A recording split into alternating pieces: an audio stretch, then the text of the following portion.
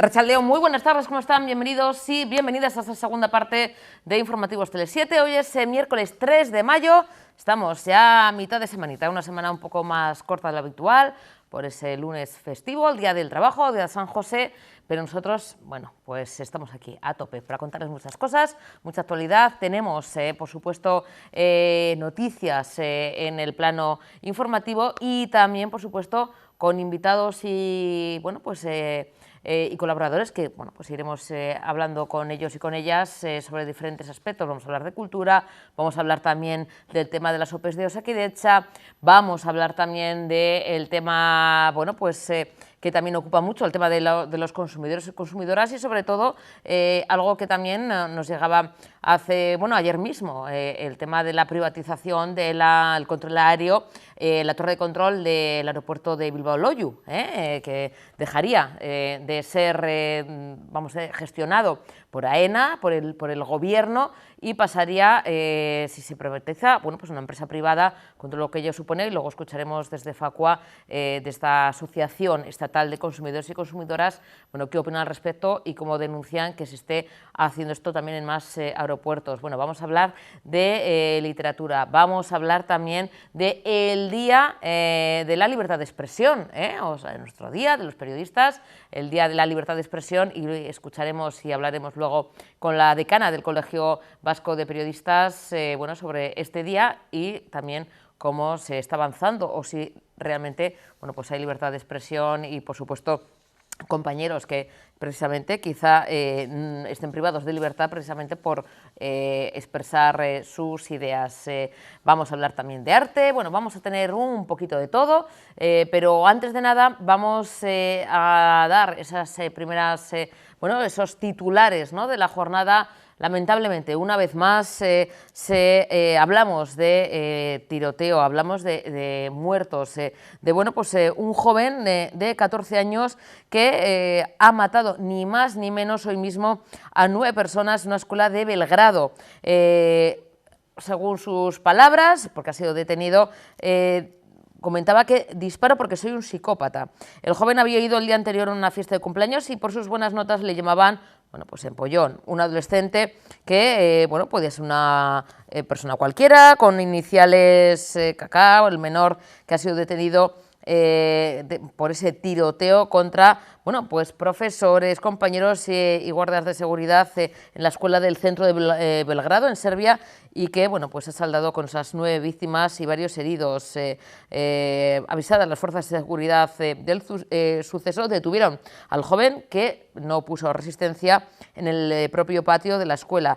Al parecer, levantó los brazos y le encontraron una mochila con un arma y varias botellas con líquido inflamable. Les dijo, según los reporteros que estaban allí apostados, reporteros locales, que eso disparaba porque es un psicópata. Poco antes, el joven que presuntamente llevó a clase el arma de su padre disparó contra su profesor de historia, contra varios compañeros y compañeras y contra el guardia de seguridad de la escuela céntrica situada en Belgrado. Según sus compañeros de clase, el día anterior había acudido a una fiesta de cumpleaños y se había comportado con aparente normalidad. Me comentan que sacamos buenas notas en todo, así que le llaman empollón, como no nos llaman, no nos han podido llamar a todos y a todas. Claro, tiene 14 años, es menor y al tener 14 años sí es menor, pero es imputable porque tiene esos 14 años, si sería menor de 14 años sería inimputable. Abogados serbios ya han explicado a los medios locales que si el menor sospechoso, que hay todos los indicios que es él, pero sospechoso, no ha sido juzgado, ha matado a estas 9 personas, si no ha cumplido los 14 años, sería inimputable. Si los ha cumplido, sí. Ahí está, la importancia también del tema de la edad. Son 9, como decimos, fallecidos, 8 alumnos y un guardia de seguridad en este colegio en Belgrado, en la capital de Serbia. Ha sido detenido, como decimos, y parece que las... ahí están viendo cómo le detienen, tapado con una chaqueta. Hay heridos también que están luchando por salvar su vida. Ambulancias, padres de niños y niñas ese nerviosismo, ¿no? Llegando al centro escolar, agentes con cascos y chalecos antibalas, pues bueno, acordonando la zona hasta que pudieron detenerle. La clase, bueno, pues donde se emprendía tiros estaba en la planta baja de la escuela y bueno, pues eso sí que afortunadamente facilitó que varios alumnos pudiesen escapar por las ventanas. Uno de los padres de las alumnos, pues bueno, pues han declarado que bueno, pues, sus hijos estaban en clase cuando comenzó el tiroteo y consiguió afortunadamente escapar. Dicen que este menor, este sospechoso, primero disparó al profesor de historia y luego empezó a disparar al azar, bueno, pues al resto de compañeros. El Ministerio del Interior ha informado además que el profesor que está hospitalizado, hay también otros 6 alumnos que se encuentran también en los diferentes centros hospitalarios. Bueno, ha sido detenido, ahí vemos el despliegue y bueno, pues de nuevo un menor, ya luego entra el tema legal, parece que sí que ha cumplido los 14 años, pero al fin y al cabo, o sea, es un menor de edad, alguien con 14 años que sea capaz de acabar con la vida de 9 personas, 8 compañeros y un guardia de seguridad. Pues la verdad es que nos sigue sorprendiendo y nos hiela la sangre. También un suceso trágico, ha aparecido muerto el dueño de la bodega Guillermo de Cuzcurrita. Los primeros indicios, y parece que todo apunta a ello, es que la muerte, que encima, bueno, pues fue a golpes, fue una muerte dura, pudo sobrevenir como consecuencia de esa violenta agresión para robar al dueño de esta bodega en su propia vivienda. La Guardia Civil ha comenzado esa investigación para esclarecer los hechos y se ha decretado el secreto de las actuaciones. El cuerpo de Guillermo Castillo, que es el propietario de este conocido restaurante y bodega Guillermo de Cuzcurrita, de 78 años, pues era encontrado por su propia hija a primera hora de la mañana. Investiga la Guardia Civil las circunstancias del suceso, pero bueno, parece ser, todo apunta a que bueno, pues, fue consecuencia de una brutal agresión protagonizada por bueno, pues, uno o varios atracadores para robarle el dinero.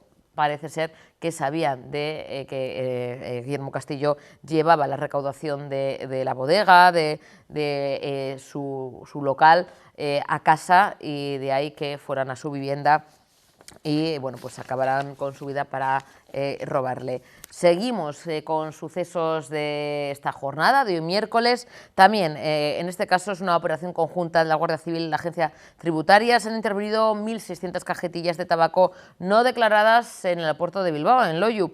El tabaco se encontraba en el interior del equipaje facturado de una pasajera procedente de Ucrania, vía Atenas. Ha sido denunciada por cometer una infracción de contrabando al transportar estas cajetillas de tabaco sin declarar. Como decimos, la Guardia Civil, de la sección fiscal y de fronteras del aeropuerto de Bilbao, junto con funcionarios del Servicio de Vigilancia Aduanera de la Agencia Tributaria, pues han intervenido estas 1.600 cajetillas de tabaco sin declarar, como decimos, a esta pasajera. Bueno, pues diariamente se realizan inspecciones a pasajeros que son o porque tienen algún tipo de sospecha o porque es algo que se hace al azar, y bueno, pues son también vamos a decir, esos registros preventivos en el aeropuerto de Bilbao. Pues bueno, una vez realizados los análisis oportunos sobre los equipajes seleccionados, en este caso en el vuelo Atenas-Bilbao, detectaron que 2 maletas propiedad de una pasajera escondían en su conjunto 1.600 cajetillas de tabaco ilegal. El valor de la mercancía intervenida ronda ni más ni menos que los 8.500 euros. Ahí es nada. Bueno, y hoy se ha celebrado el Consejo de Ministras y Ministros. ¿Por qué hoy miércoles? Que normalmente suele ser los martes. Bueno, porque ayer fue 2 de mayo, el Día de la Comunidad de Madrid, con lo cual, bueno, tenían otros menesteres, los ministros y ministras estaban celebrando ese Día de la Comunidad Autónoma de Madrid, y hoy sí se ha celebrado esa reunión del Consejo de Ministras y Ministros. Ha habido varias aprobaciones, ha habido varios acuerdos. Uno de ellos, importante, es la aprobación de una inversión de 1.300 millones de euros para reforzar aún más la formación profesional, tal como bueno, ya comentan que anunció el propio presidente del Gobierno, Pedro Sánchez. Una inversión que permitirá crear 45.000 plazas para FP bilingüe, instalar 824 centros más de capacitación digital y 1.500 aulas de tecnología y emprendimiento. Bueno, pues ya el propio presidente manifestó que era una prioridad el reforzar la educación y la universidad, aunque también destacó que era importante apostar por la formación, evidentemente profesional, y alinearla con ese cambio de modelo productivo. Vamos a escuchar a la ministra precisamente de Educación y Formación Profesional, Pilar Alegría. De un proyecto que es un proyecto estratégico para nuestro país y, por tanto, también para este Gobierno, como es la formación profesional. Saben que desde el inicio de la legislatura para este Gobierno, como les decía, la formación profesional ha sido una prioridad y, de hecho, lo muestra que durante estos años hemos invertido ya en formación profesional 6.600 millones de euros, que ha permitido, entre otras cuestiones, que hoy, por segundo año consecutivo, sean ya más de 1.100.000 jóvenes los que están formándose en estos momentos en formación profesional.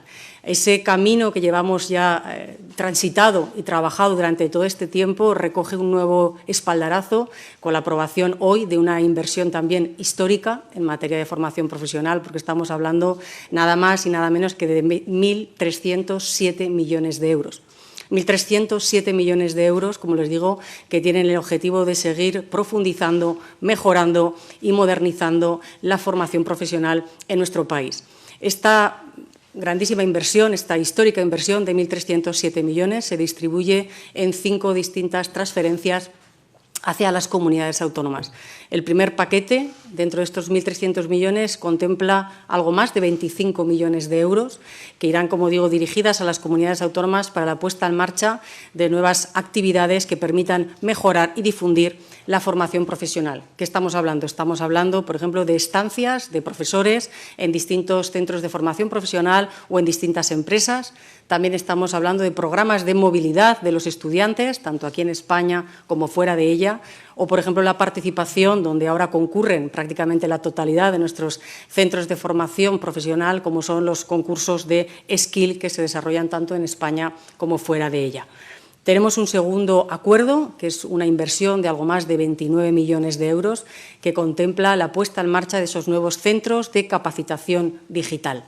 En estos momentos tenemos ya puestos en marcha 1.047 centros de capacitación digital y con esta nueva inversión planteamos 314 nuevos que se sumarían también a 510 centros de capacitación digital que van a poner a disposición las administraciones locales y que darían ese total de 824 centros de capacitación digital.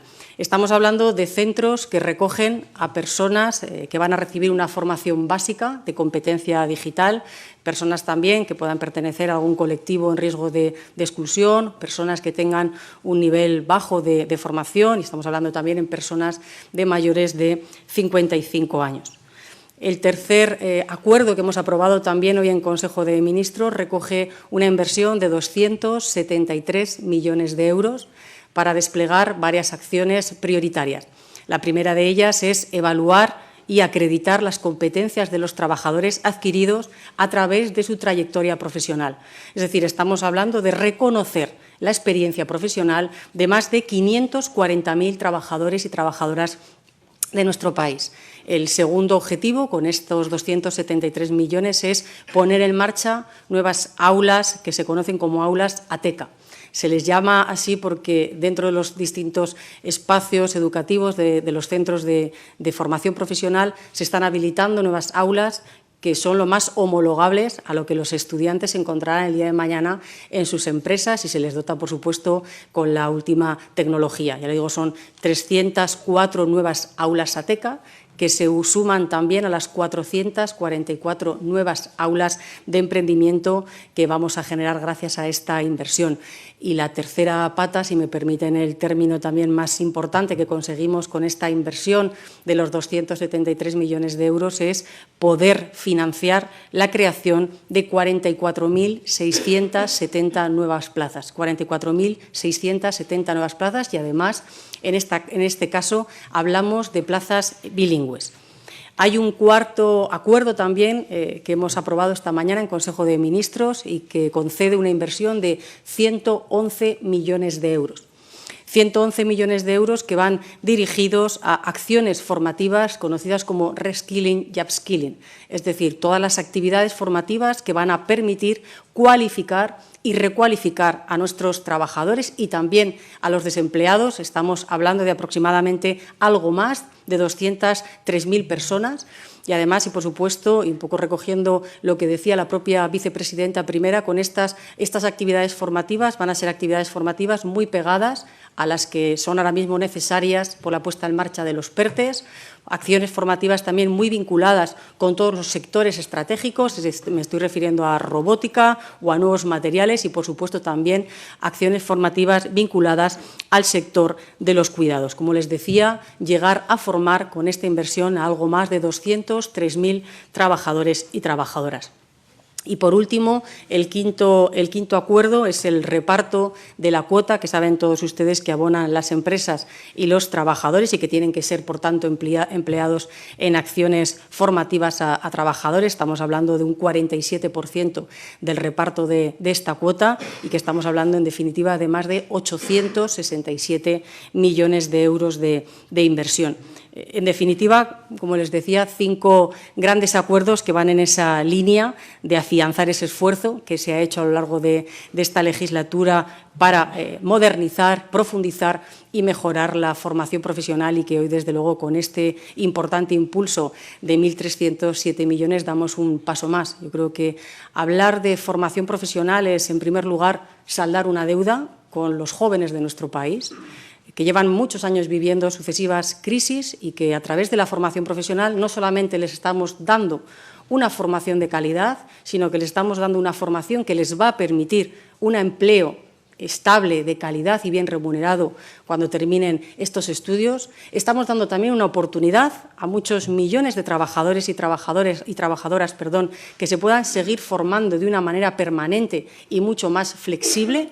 Y, por supuesto, también estamos apostando por la mejora de la competitividad de nuestro tejido productivo, porque gracias a la formación profesional, evidentemente, podrán encontrar esos perfiles y esos técnicos medios que en este momento nos están demandando. Por eso, como siempre decimos, hablar y apostar por la formación profesional es, en definitiva, hablar y apostar por el presente y el futuro de nuestro país. Bueno, y tenemos más temas. Nos acercamos a la cultura, al arte. Esta misma mañana se ha presentado en la sala de exposiciones de BBK Cuna un proyecto que, bueno, pues viene, además amparado por Bilbao Histórico, un proyecto llamado Gaztearte, donde el protagonista, como decimos, acompañado y apoyado por la Fundación BBK, es Óscar Cazabal. Óscar, buenas tardes. Arratsaldeon. Buenas tardes. Bueno, Óscar, esta misma mañana se ha presentado en la sala de exposiciones BBK Cuna, que me imagino que tendremos tiempo, ¿no?, porque ha arrancado hoy mismo. Y, Óscar, Huellas, que es ese proyecto donde, una vez más, además de ver el talento de los jóvenes creadores, como es tu caso, también utilizamos, ¿no?, se utiliza el arte como medio de expresión para afrontar o explicar diferentes temáticas y exponer diferentes realidades sociales. Óscar, antes de nada, ¿cómo empieza esta aventura? ¿Cómo comienza Huellas? ¿Y cómo te enrolas en este proyecto de Gaztearte? Pues es curioso. Huellas comenzó en 2020. Bueno, realmente el inicio del proyecto comenzó en 2020 cuando, yo andando por Bilbao, yo veía situaciones relacionadas con el sinhogarismo y con todo lo que tratamos en este proyecto. Y dije, quiero realizarlo, y hablé con unas amigas de el grado de Historia del Arte y el grado en Periodismo, y dije, vamos a hacer un proyecto. En un inicio pasaron de mí, así que cuando Gaztearte y, Bilbao Histórico con Gaztearte, con ellos se presentó la oportunidad de hacer un proyecto, dije, adelante, esto es lo que quiero hacer. Y comenzó así. Establecí también comunicaciones con la Asociación T4, que han sido los que me han facilitado, con los que al final he realizado este proyecto colaborativo con ellos. Arranca ese trabajo, Óscar, porque tú, perdona que la pregunta, además de joven, ¿sí, estás estudiando todavía, Óscar? Sí, yo estoy en tercero del grado en Bellas Artes de la UPV. Bueno, y esto supone, me imagino, que una oportunidad importante también para poder ya mostrar tus trabajos y poder conocer o hacer de manera práctica lo que supone montar una exposición, ¿no? Porque me imagino que también, por supuesto, en Bellas Artes, ¿no?, estéis acostumbrados a exponer, a hacer trabajos, sí, pero una exposición de este calibre, como decimos, en la sala de exposiciones de BBK Cuna, en el centro de Bilbao, bueno, pues es algo importante, es una manera también es un buen comienzo, dicho así, ¿no? Sí, sí, estoy súper agradecido y la verdad que bueno, yo siempre, no sé, esto ha sido como una oportunidad que muy pocos tenemos, yo creo que cuando estamos estudiando todavía, que tengamos la oportunidad de exponer, realizar eso, un proyecto personal y además en un lugar como BBK Cuna que no sé, que yo cuando me enteré que iba a poder exponer ahí, yo dije, uy, qué bien, no me lo creo. Y sí, la verdad que es una oportunidad, aprendes un montón, aprendes, pues, por así decirlo, en el momento, o sea, aprendes a, eso, a presentar los dosieres a instituciones, aprendes a cómo montar una exposición, cómo usar la luz como tal, y es cosas que igual tocamos en la carrera, pero hacerlo en el momento es algo fantástico. Óscar, ¿qué vamos a encontrar en Huellas? Porque como comentábamos, ¿no? Ese arte, ¿no? Esa creatividad como vehículo también de expresión de diferentes realidades, como una ventana, ¿no? Bueno, pues en este caso, me imagino, pues la realidad de Bilbao, diferentes temáticas que nos cuentas en Huellas. ¿Qué vamos a poder encontrar en esta exposición? Bueno, por una parte la exposición está dividida en dos partes. Por una están retratos a usuarias de la Asociación T4 y por otra luego hay una serie de cuadros que vienen a representar, son como desde mi visión, desde mi propia visión, he intentado representar lo que cómo veo el tema del sinogarismo. Pero bueno, la parte importante yo diría que es esos retratos a las usuarias en los cuales he buscado hablar desde un punto de vista que esté lejos del prejuicio, que no sea prejuicioso. Eh, y luego además esos cuadros, esas obras pictóricas, que son retratos, están unidos a unos códigos QR que llevan a unos audios. Esos audios son la voz de las usuarias hablando de forma libre, como ellas querían. Mi objetivo con este proyecto era que ellas tuviesen una ventana para hablar y para expresarse y sobre todo para que sean conocidas de la forma en que ellas quieren ser conocidas. Porque muchas veces tenemos prejuicios, tenemos tal, y lo vemos igual sus vidas como algo ajeno y es importante, yo creo que podamos eso, tener el punto de vista de las propias personas. Óscar, la asociación T4, bueno, pues por si acaso, ¿no? No sé si lo hemos comentado, trata, ¿no? O trabaja con personas, no sé si todas mujeres, Óscar, bueno, pues en ese riesgo de exclusión, que están un poquito a veces dejadas de lado, ¿no? En la sociedad, en nuestra sociedad, y es esa realidad que tenemos que conocer. ¿Son todas mujeres en la asociación, Óscar? Que no ahora mismo, no sé si son mujeres. Bueno, en la asociación no son todo mujeres. Mm. Lo que pasa es que en el proyecto yo sí que he querido mostrar únicamente a mujeres, pues porque lo hablaba hoy en la inauguración de la exposición. Las mujeres ya de por sí os veis expuestas a unas violencias, pues os veis expuestas a unas violencias por este sistema, esta sociedad patriarcal en la que vivimos. Y claro, las mujeres sin hogar se ven expuestas a otras extra, aparte de las que ya pueden vivir todo el mundo dentro de este entorno. Y por eso yo he querido centrarme eso, en las mujeres sin hogar. Con diferentes problemáticas, no todas tienen por qué tener, bueno, pues hay diversas problemáticas, diferentes, vamos a decir, ¿no? Causísticas, pero una de ellas también es algo que, bueno, que hemos convivido, ¿no? Y que todavía lamentablemente sigue en nuestras calles, que es el tema de la droga, ¿no? Personas que, bueno, pues que al final quizá han perdido todo por ciertas adicciones. Eso también se retrata, también se ve, también vamos a conocerlo, Óscar. Yo, la aproximación que he tenido hacia este tema ha sido que no lo he querido tratar y no creo que sea algo interesante de tratar en ningún caso. Sé que como artistas cuando podemos representar cualquier temática, es muy interesante cuando somos, ¿cómo decirlo? No me sale ahora la palabra, pero bueno, realizar este tema sería muy jugoso, hablar de eso.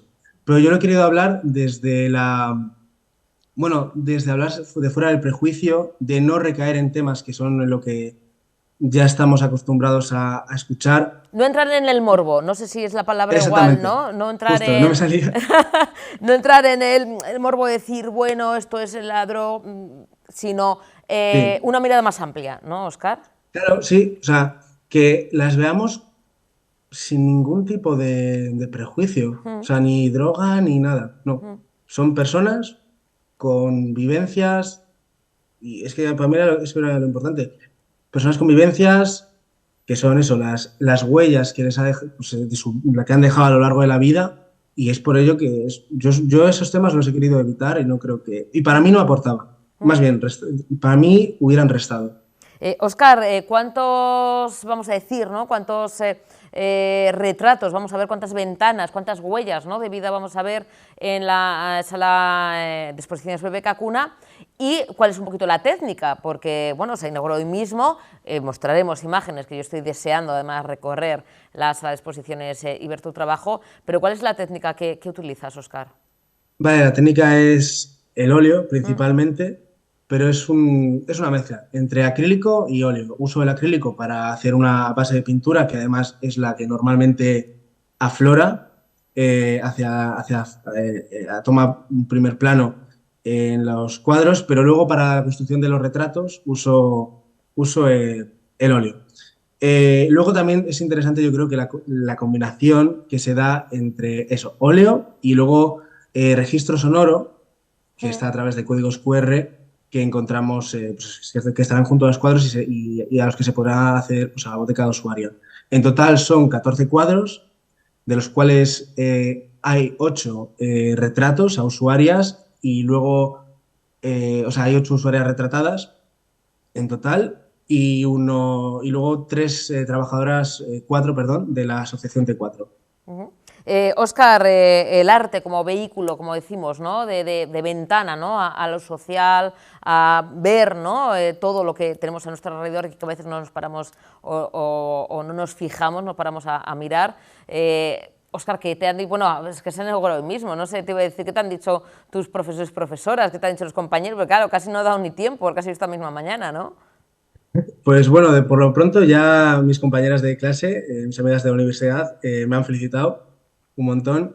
Y luego de mis profesoras, tengo que decir que me han ayudado un montón, sobre todo cuando estaba preparando los dosieres, me ayudaron un montón porque yo al principio estaba súper perdido. Pero sí, sí, por lo que he hablado con ellas sobre la exposición y tal, me han felicitado, sobre todo bueno, por tirar adelante con este tema, por intentar mostrar estas realidades. Y bueno, mañana veré en clase qué tal. Óscar, ¿hasta cuándo vamos a poder disfrutar de huellas de tu trabajo en BBK Cuna? Bueno, está ahora desde hoy, día 3 de mayo, hasta el 30 de mayo. Bueno, está bien, es bueno, casi un mesecito entero, Óscar, en una sala, además muy completa, también muy interesante, con muchos proyectos que se presentan allí. Y Óscar, con esto es vamos a decir, uno de los proyectos, o el primero de muchos, ¿no, Óscar? Porque yo no sé si todavía ¿qué te queda? Un añito, te quedará, ¿no? Un poco más. Sí, me queda acabar este tercer curso, luego cuarto de carrera, que le tengo un poquito de miedo, pero veremos. Y luego sí, tengo ideas de proyectos que quiero hacer. Me quiero centrar, yo creo que principalmente en el tema psicológico, como es parte de lo que he tratado en este proyecto. Es algo que me interesa muchísimo. Pero bueno, luego quiero también formarme en otros temas que ya veré cuando me toque elegir máster. Pero las artes, por ejemplo, las artes escénicas me interesan mucho. Pero aquí, en esto del arte pictórico, hacer proyectos, presentarlos, tengo muchas ganas de seguir. Ya tengo algunas cosas a las que tengo echado el ojo. Bueno, Óscar, entonces vamos a hablar mucho de ti, nos vamos a ver en muchas más ocasiones. Espero que sigas confiando en Tele7 para poder y avanzar esos proyectos y darnos aquí esas primeras, ¿no?, sensaciones, inauguraciones, todo lo que hagas, estaremos encantados de contarlo aquí en Tele7. Lo dicho, Óscar, ha sido un auténtico placer el conocerte, el verte. Zorionak, enhorabuena por Huellas en las exposiciones de BBK Cuna, como comentas, hasta el 30 de mayo. Y nada, pues a hincar un poquito los codos, que se porten, que tengan un poquito... Pues claro, es que al final son muchas cosas que yo sé que las profas se van a portar bien. Así que nada, el último año que va a ser bonito, que va a ser chulo. Sí. Y Óscar, seguiremos hablando, ¿te parece? Claro, es que ricasco. Oye, por cierto, en Bellas Artes seguís teniendo la tiendita, ¿no? O sea, la tienda de Bellas Artes, ¿no? Sí, sí, sí. Pues bueno, si no me equivoco, ahí trabaja mi primo, así que nada, pues que también se porte bien. Sí. Pues qué guay. Ya le voy a decir luego le mando un WhatsApp, voy a decir, oye, precio especial para Óscar. Óscar. Uy, sí, porfa. Un besito enorme, de verdad, es que ricasco. Zorionak. Sí, muchas gracias, que ricasco. Agur. Claro, es que yo tengo mis contactos, mi primo Robert, que trabaja desde hace un porrón, yo creo que sigue todavía en la... sigue en la tienda de Bellas Artes. Estaba cuando yo estudiaba periodismo, imagínense, que compartíamos coche, me llevaba a la uni y todo. Bueno, cambiamos de asunto, en este caso vamos a escuchar las palabras en un medio de comunicación, una entrevista del consejero de Turismo, Comercio y Consumo, Javier Hurtado, que bueno, pues ha explicado, ha hecho una valoración de la nueva ley del Estatuto de las Personas Consumidoras y Usuarias que se aprobó la semana pasada, el pasado jueves, en el Parlamento Vasco. Ya comenta que es una ley moderna, progresista y social que pone en el foco de atención en las personas vulnerables. Es una nueva legislación de consumo en Euskadi que refuerza la información para las personas usuarias y actualiza una ley que, bueno, pues ya tenía 20 años, ahí es nada, ya era tiempo de cambiarla. Además, hay un esfuerzo importante o refuerzo de los canales de arbitraje y de inspección. Además, también ha comentado en esta entrevista que anima a la ciudadanía a reclamar cuando creamos que nuestros derechos han visto lesionados. En sus palabras dice que no hay reclamación pequeña ni empresa grande para que Kontsumobide, por ejemplo, defienda los derechos de las personas que se han visto afectadas por un hecho de consumo que crean que les puede perjudicar. Vamos a escuchar sus palabras. Moderna, progresista y social. Bueno, en primer lugar, porque pone el foco en las personas vulnerables. A través de diferentes medidas, ampliando su definición, personas vulnerables que podemos ser cualquiera de nosotros, incluso temporalmente, y ahí buscamos protegerlas mejor, por ejemplo, ampliando las acciones cuando hay alguna infracción que se cometa contra ellas, y yo creo que es uno de los pilares de la ley, la protección de las personas vulnerables, pensando sobre todo en nuestros mayores. En segundo lugar, reforzando la información. Estamos hablando de que los hábitos de consumo han cambiado totalmente, las formas de compra, las formas de pago, y teníamos una ley que ya tenía 20 años, estamos hablando del 2003, y además con un hito muy importante como fue la creación de Kontsumobide hace 11 años. Bueno, pues todo eso teníamos que incorporarlo a la ley. Entonces, por un lado, esa protección de las personas vulnerables, la mejora de la información, la mejora de los canales de arbitraje y de mediación, que también le damos mucha importancia, y luego también una mejora de la inspección y sanción. Novedad jurídica que le decía es que ahora, aparte de la sanción que puede componer Kontsumobide frente a una empresa, tenemos la capacidad de establecer el resarcimiento del daño causado al cliente. Para poner un ejemplo, las compañías telefónicas, que realmente son las que más reclamaciones recibimos, pues a veces tú tenías una reclamación de un cobro indebido de 50 euros, ponías la reclamación, Kontsumobide hacía todo su proceso, sancionaba a la empresa por si había cometido alguna irregularidad, pero el ciudadano tenía que acudir a la vía judicial. Bueno, pues ahora hemos incorporado poder establecer dentro de la sanción ese resarcimiento al cliente. Luego, pues habrá casos que también acabarán en la vía judicial, pero ahora creo que es un avance importante y yo creo que esos son los pasos que da la ley. También la prohibición de venta a domicilio, si no se pasa un periodo de 48 horas, pensando sobre todo en nuestras personas mayores. Eso lo hemos visto durante todos estos años. Situaciones que rozan o algunas veces llegan a ser estafas, pero que son muy difíciles de probar. Bueno, pues ponemos ese periodo de 48 horas para que haya una reflexión a la hora de la compra y que esté todo bien detallado de tanto la empresa, el personal, quien hace la oferta, cómo la hace, bueno, pues para evitar prácticas abusivas que, como le digo, sobre todo suelen afectar a las personas mayores. Primero, protegiendo, como he dicho antes, a los consumidores vulnerables, agravando las sanciones cuando se cometa cualquier infracción frente a ellos, y por otro lado, con algo que le damos mucha importancia, que es también la publicidad. Antes, pues la ley estábamos encorsetados a la hora de dar publicidad a las sanciones o a las reclamaciones, y esta ley va más allá, pensando sobre todo en las empresas, porque la mayoría de las empresas, como le he dicho antes, tienen buenas prácticas. Y lo que tenemos que hacer es, bueno, perseguir a las que no lo hacen, y porque también afecta a la competencia. Bueno, pues en este caso la ley establece que se pueden publicitar las acciones durante los últimos 3 años, con lo cual vamos a tener mayor capacidad para dar a conocer esas empresas que no actúan correctamente, e incluso damos un paso más, que se puede publicitar en casos concretos cuando afecten a temas sanitarios o financieros o sociales, las propias reclamaciones, si así lo consideramos oportuno, para dar a conocer la situación. Una reclamación, todavía no se ha terminado el expediente,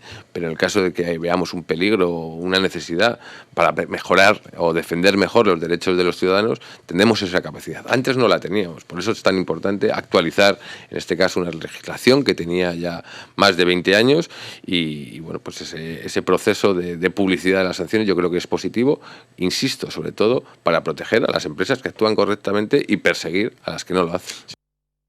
Es importante, y buscar sobre todo esa desestacionalización y ese movimiento de flujos. Tenemos, además, en los 3 territorios, 3 capitales que son espectaculares, que son un gran foco de atracción, y lo que buscamos todas las administraciones, bueno, pues que esos flujos que llegan a las capitales pues también se desplacen a otros lugares menos conocidos, y también, pues como decía antes, la desestacionalización. De hecho, este año no vamos a hacer una campaña específica de verano, porque tenemos un comportamiento muy positivo durante los meses de verano, estivales, y lo que buscamos es, pues, fomentar sobre todo la promoción en épocas valle o, bueno, de menos atracción de visitantes, y ese es el trabajo y la coordinación que tenemos que seguir haciendo las administraciones.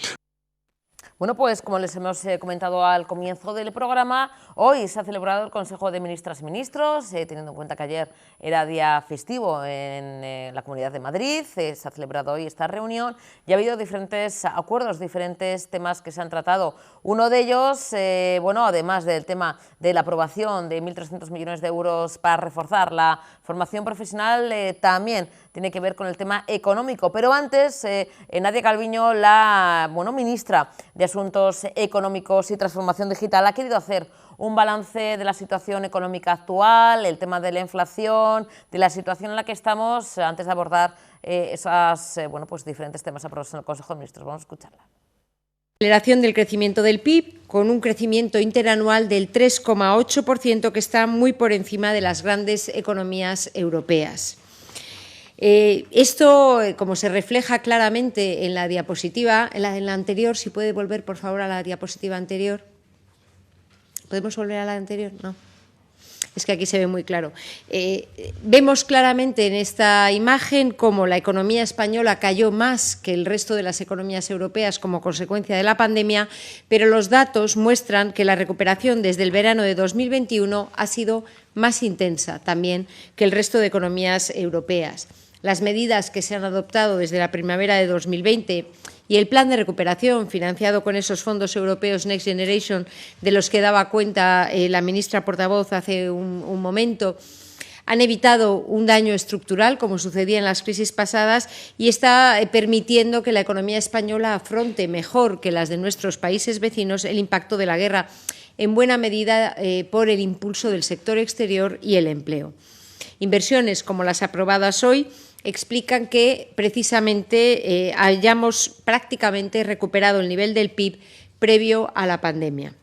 Las previsiones de crecimiento para 2023, como saben, son superiores a la media europea y a los países de nuestro entorno, y además todos los organismos económicos nacionales e internacionales están en estas semanas revisando al alza sus previsiones de crecimiento. Una de las características principales de este ciclo económico es el excelente comportamiento del mercado de trabajo, gracias a la fuerte actividad económica y a la reforma laboral. La buena marcha del empleo es sin duda el principal factor de estabilidad y de seguridad para las familias, y los datos de la encuesta de población activa que conocimos el jueves pasado, los datos correspondientes al primer trimestre del año, nos muestran la fuerte aceleración de la ocupación, que está en máximos históricos. Los datos de afiliación a la Seguridad Social del mes de abril confirman que esta dinámica positiva se mantiene. Cerraremos el primer cuatrimestre del año con más de 400.000 afiliados a la Seguridad Social más. Es decir, un ritmo medio de creación de empleo de unos 100.000 afiliados a la Seguridad Social al mes. Un incremento generalizado en todos los sectores y con un especial dinamismo en los ámbitos relacionados con servicios no financieros, con servicios no turísticos, tecnologías de la información, ciencia, nueva economía digital, sectores que precisamente son objeto de las inversiones que hemos aprobado hoy en el Consejo de Ministros. Por primera vez en nuestro mercado laboral, cantidad y calidad van de la mano, con la mayor duración de los contratos, la caída de la tasa de temporalidad, detalles que conoceremos mañana cuando se publiquen los datos de afiliación a la Seguridad Social del cierre del mes de abril. Estamos, en definitiva, ante un cambio estructural en nuestro mercado laboral. El principal reto al que nos hemos enfrentado y nos seguimos enfrentando es la inflación. Y si la subida de los precios energéticos y los fertilizantes fue el factor determinante el año pasado, en este momento la atención se centra, por supuesto, en los precios de los alimentos. La bajada de la energía y las medidas adoptadas, en particular la solución ibérica, las bajadas de los impuestos, todo ello ha permitido estabilizar los precios en nuestro país. En abril, como ven en la diapositiva, España se mantiene entre los países con menor inflación de la Unión Europea, con un 3,8% según el indicador adelantado de abril que conocimos el viernes pasado, muy por debajo de la media del 7% de la zona euro. Y lo más importante es que esta contención se acompaña ya de una bajada de la inflación subyacente en el mes de abril, como ven en la diapositiva, con los datos nacionales publicados por el Instituto Nacional de Estadística el viernes pasado. Este indicador, la inflación subyacente, que excluye los elementos más volátiles, los alimentos no elaborados y la energía, bajó casi un punto en abril, justamente gracias a la ralentización del precio de los alimentos. Hoy, en el Consejo de Ministros, la ministra de Hacienda ha presentado también el informe sobre el cumplimiento de los objetivos fiscales. Como saben, en 2022 cumplimos holgadamente nuestros objetivos, con un déficit público del 4,8% y una deuda pública del 113,2% del PIB. Este año prevemos también seguir bajando por debajo de los objetivos, seguir bajando significativamente las ratios de déficit y deuda sobre el PIB. Y gracias a la fortaleza del crecimiento económico y la creación de empleo, en el programa de estabilidad enviado el pasado viernes a Bruselas se ha podido adelantar en un año, a 2024, la reducción del déficit público al 3% del PIB y de la deuda pública por debajo del 110% del PIB. En definitiva, los ejes de la política económica, que son bien conocidos por todos ustedes, responsabilidad fiscal, justicia social, reformas estructurales, son esos ejes de política económica que, gracias a los fondos europeos, ya están teniendo resultados claros a la luz de los últimos datos conocidos en estos últimos días a los que me he referido. En otro orden de cosas, hoy el Consejo de Ministros ha aprobado sacar a audiencia pública el anteproyecto de ley para mejorar la transparencia de las empresas sobre cuestiones medioambientales, sociales y de gobernanza. Se trata de transponer la normativa europea para mejorar la presentación, la comparabilidad y la verificación de la información no financiera de las empresas, ampliando el ámbito de aplicación a todas las empresas cotizadas, también a todas las entidades financieras, pero con un régimen simplificado para pymes y excluyendo de estas obligaciones a las micropymes. La información deberá presentarse en formato electrónico y será objeto de verificación por un auditor de cuentas o un prestador independiente de servicios de verificación, todo ello bajo la vigilancia del Instituto de Contabilidad y Auditoría de Cuentas, como ocurre para la auditoría de las cuentas financieras de las empresas por parte del ICAC. Bueno, y ayer sí se celebró el Consejo de Gobierno vasco y uno también de los temas importantes tiene que ver con educación. En este caso vamos a escuchar al portavoz del Gobierno vasco, Bingen Zupiria, donde habla de la aprobación de una orden por la que se convocan subvenciones destinadas a federaciones y asociaciones que tienen relación con centros privados concertados que imparten segundo ciclo de educación infantil, educación primaria, educación secundaria obligatoria y bachillerato, que durante el curso 2023-2024 realicen proyectos lingüísticos plurilingües en el centro. Esta convocatoria, cuenta con un importe que supera el 1.300.000 euros y serán subvencionables aquellas actividades de formación del profesorado vinculadas al desarrollo del proyecto lingüístico plurilingüe en estos centros. Vamos a escuchar a Vínguez Zupiria.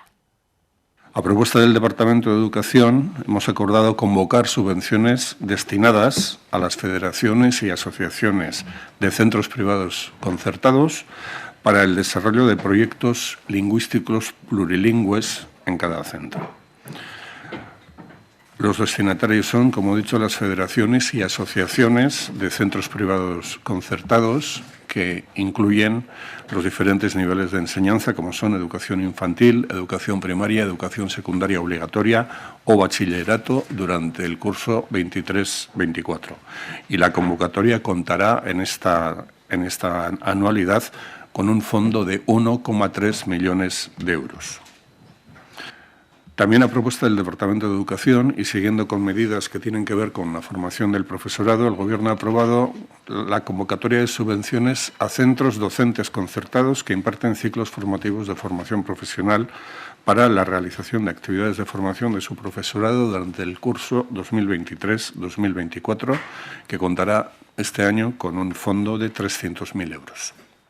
Bueno, y precisamente en esa rueda de prensa posterior al Consejo de Gobierno vasco anunciaba la propia consejera de Salud, Gotzone Sagardui, la convocatoria, comentaba, histórica, ¿no?, de una OPE, de una oferta pública de empleo en Osakidetza. Y bueno, pues sobre esto y sobre todo sobre las fechas y más temas, tenemos al otro lado a Mikel Herrero. Él es delegado del Sindicato Médico de Euskadi y médico de familia en el Centro de Salud de Leioa. Mikel, buenas tardes. Arratsaldeon. Arratsaldeon, buenas tardes. Bueno, Mikel, ayer mismo la propia consejera hablaba de las fechas de esa OPE de estabilización 2020, 2021, 2022 y vosotros desde el Sindicato Médico de Euskadi no solamente mostréis asombro por las fechas, porque estamos hablando de un periodo estival, cuando se ponen esos exámenes, cuando nunca se había producido algo así, sino también ya no es asombro, sino es hartazgo y también, bueno, pues incluso indignación, ¿no, Mikel? ¿Cómo os sentó cuando la consejera habló de esas fechas de esta OPE? Bueno, pues como muy bien apuntas, nos causó primero sorpresa y segundo, pues indignación y, por qué no decirlo, enfado, ¿no? No nos parece de recibo que una categoría con las peculiaridades que tiene, como el caso de medicina de la familia, se vayan a celebrar los exámenes en 22 de julio. Se pone en conocimiento un 2 de mayo y yo creo que es fácilmente entendible que son unas fechas francamente muy delicadas. Primero porque ya sabemos cómo se encuentra la atención primaria en cuanto a la dotación de recurso humano y segundo porque estaremos en un periodo puramente vacacional en donde ya prácticamente pues, muchos de los centros se han pedido, se han solicitado las vacaciones y se ha hecho un grandísimo esfuerzo pues, por poder disponer de todos los facultativas y facultativos para atender debidamente a la población. Sí, porque, Mikel, se trata principalmente de ese problema de cobertura, como comentas, se trata de un periodo estival, bueno, pues especialmente sensible, ya hay muchas veces problema en la atención primaria, vosotros como médico de familia, en tu caso, Mikel, ya tenéis que hacer malabares para poder cubrir, o bueno, como todos tenemos derecho a nuestras vacaciones, en verano, en estos meses que comienzan ya, que estamos en el mes de mayo, muchas personas que se cogen ya vacaciones, o en junio, en julio, en agosto, que se pongan en estas fechas, es decir, va a haber un problema de cobertura, no se va a poder cubrir o el tema de los exámenes, ¿no? Cómo vais a la gente que va a opositar, cómo va a poder preparar un examen, si va a tener que casi doblar, ¿no?, su trabajo, y también vamos a vernos repercutidos los propios, ¿no?, ciudadanos y ciudadanas que vemos mermada una vez más la calidad del sistema vasco de salud, ¿no? Hombre, indudablemente aquí la cosa, si la situación ya está bastante tensionada con la plantilla que tenemos y la situación en la que nos estamos, y esto sin duda alguna pues ha sentado, como ya te he comentado, francamente mal, porque, bueno, en principio porque tenemos compañeras y compañeras que ya teníamos solicitadas y en alguna medida aceptadas las vacaciones, que yo creo que con todos los trabajadores bien nos merecemos, y en segundo lugar porque, como muy bien apuntabas, pues va a suponer probablemente una problemática importante en la dotación de personal. hay que tener en cuenta que no solo van a estar los auditores, incluso miembros del tribunal que pudieran también tener sus días de vacaciones, pues se va a ver en una situación, francamente, yo lo considero un brete. Desde aquí yo, desde luego, que me gustaría transmitir a la consejería y a la consejera en particular, bueno, que se plantee un poco esta fecha, que yo creo que todavía hay opción para poderlo subsanar, porque son francamente unas fechas enormemente delicadas. O sea, llamamos y apelamos a que se lo piensen más de una vez.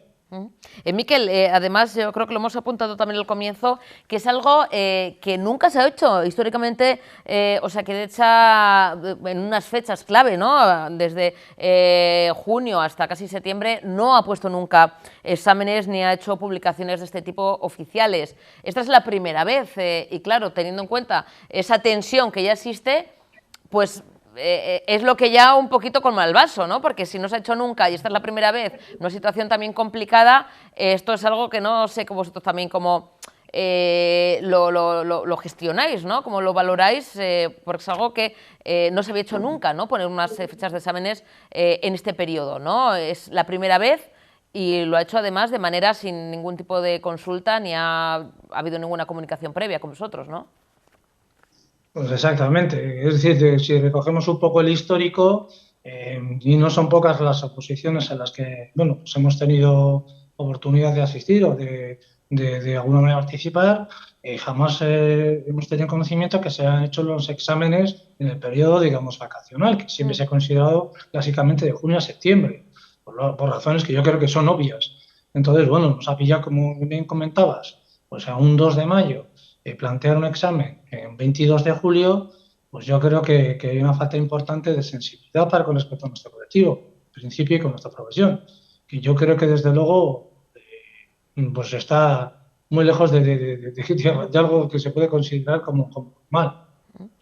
Miquel, además de la modificación de las fechas de exámenes, también es algo que lleváis ya pidiendo y reivindicando, que es que se resuelva de manera ya inmediata, porque fíjate lo que ha pasado la OPE de 18-19, ¿no? Es algo que todavía queda pendiente y también lo estáis desde el sindicato reclamando y tampoco os dan ninguna contestación, ¿no?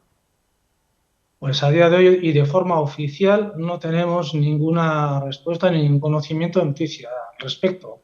Entonces, es que sabiendo que los resultados provisionales fueron en agosto de 2022 y que la celebración de los exámenes de perfiles, pues yo creo que ya han finalizado en febrero, estamos en mayo y tenemos muchas compañeras y compañeros que ya han abonado las tasas correspondientes para poder tener derecho a hacer el examen o si procediera, pero que ignoran en este momento si tienen plaza, ni si dónde van a ir, ni demás. Creo que aquí existe una falta de sensibilidad absoluta por parte del departamento en ese sentido. Es decir, no se puede, yo creo, tener a nuestras compañeras y compañeros en una situación como la que la tienen sometida.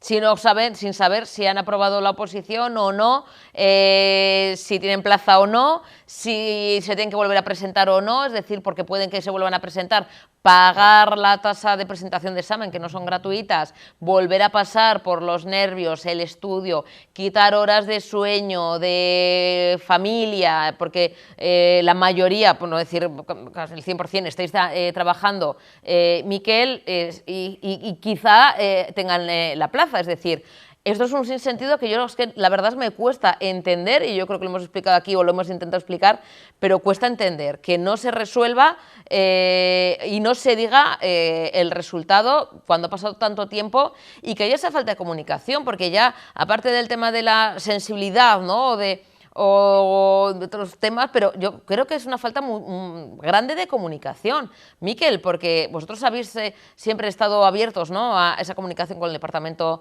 de Salud, de Osakidetza, con Gotzone y su equipo, pero no hay esa comunicación fluida, ¿no? Miquel, corrígeme si me equivoco, pero yo veo que aquí hay un cisma importante comunicativo. Ya te digo, si es que hemos tenido conocimiento en el día de ayer de las fechas y a día de hoy oficialmente no tenemos ninguna noticia de que se vayan a publicar ni en fechas ni cuándo van a tomar posesión las compañeras y compañeras, y como te digo, se trata de un proceso que ya se corrigieron los exámenes, salió la lista provisional en agosto de 2022.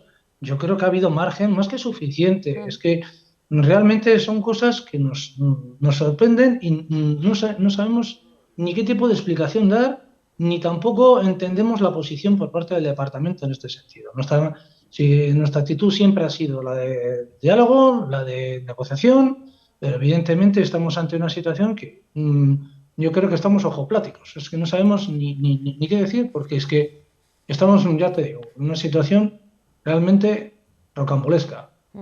Miquel, pues seguiremos hablando con vosotros, con vosotras, que siempre nos atendéis tan amablemente. La verdad es que os queremos dar las gracias porque por lo menos por aquí sí hay una comunicación fluida. Gracias por siempre, como decimos, responder, ¿no?, a nuestra llamada y por darnos esa primera valoración de lo que ayer comentó la consejera. Esperemos que recapacite, que se pueda modificar esas fechas que no sean en periodo estival por bien de todos y todas, opositores, profesionales y, por supuesto, los usuarios y usuarias, que nos va la salud en ello, que esto no es broma. Y Miquel, pues seguiremos hablando de esto y lo que queráis, sabéis que tenéis aquí vuestra casa, Tele7 Radio 7. Es que ricasco. Pues es que ricasco, Suey.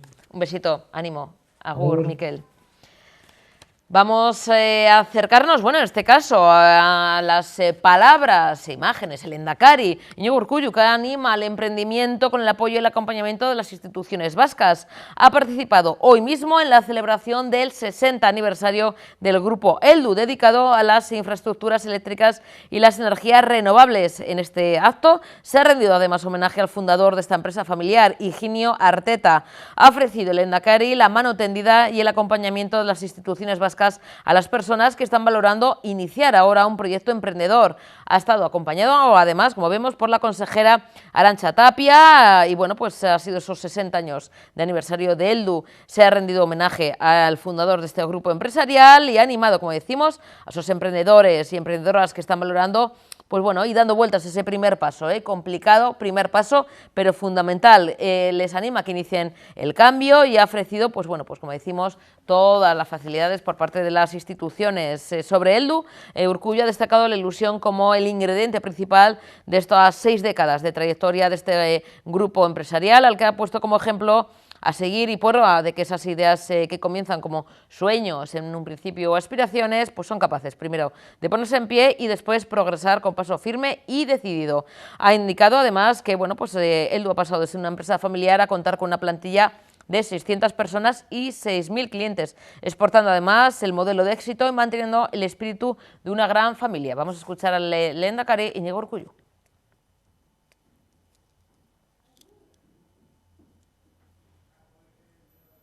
¿Qué voy a decir? Tuve la fortuna de conocer a Higinio, de tratar con Higinio, acompañado de su inseparable Jesús Eldezábal, quien también veo aquí, conocer el desarrollo de la empresa, del sector, posteriormente con John y con Leire, también tuve esa fortuna.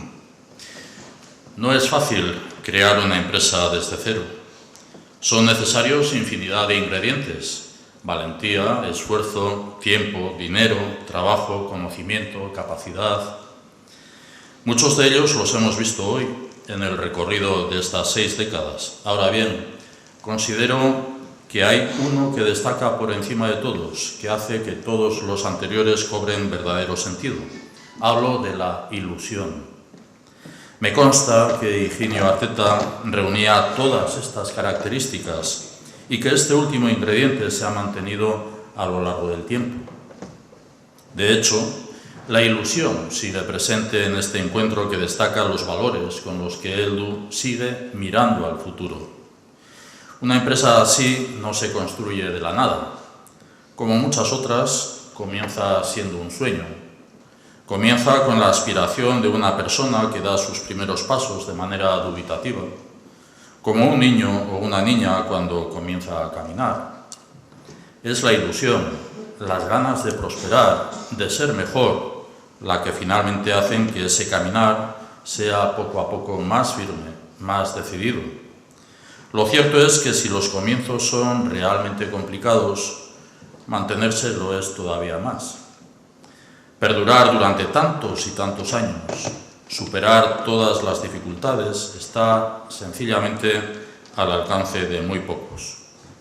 Zorionak, por haber sido capaces de recorrer este camino, sois un ejemplo para muchas personas, la prueba de que esas ideas que comienzan como sueños o aspiraciones son capaces primero de ponerse en pie y después progresar con paso firme y decidido.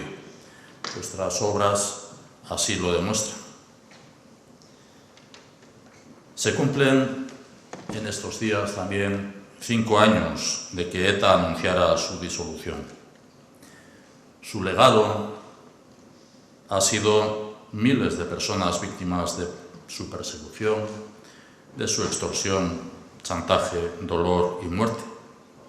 Su legado es una sociedad sufriente, una convivencia necesitada de ser restañada. Y nuestro recuerdo hoy es también para con las víctimas, y nuestra exigencia se centra en el necesario reconocimiento del dolor injustamente causado. Un reconocimiento sincero y honesto que contribuya a la convivencia y a que algo así no vuelva a ocurrir jamás.